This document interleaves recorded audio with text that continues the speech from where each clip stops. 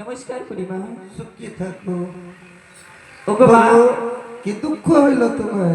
একটু কোথায় আছে মা?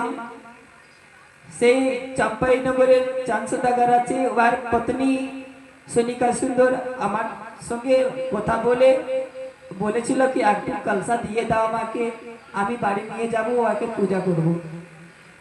ঠিক আছে, তাকে কলসা দিয়ে দিবে। যে আমি বিচেখানি কলসাতে অধিষ্ঠান আছি, সেই কলসা তাকে দিয়ে দিবে। ওগো মা, যদি কলসা দিয়ে দিব আমার বাড়ি থেকে চলে যাবি। তোমার কাছে চাল কলসা তো বচবে। হ্যাঁ, তো যখন তুমি ডাকবে আমি নিশ্চয়ই তোমার কাছে আসবো। ঠিক ঠিক, বেশ। তবে নমস্কার মা। চিরঞ্জীব থাকো। ওগো স্বামী, এই বলে যাও। এত নতুন দিবি তো বলেছো কি বীজবেলা কলস দিয়ে দাও, এই তোমার বাড়িতে থাকবো। এই তো দিয়ে দাও। বেশ, তাকে ডাকেও। ওগো রানীমা। হ্যাঁ বলো।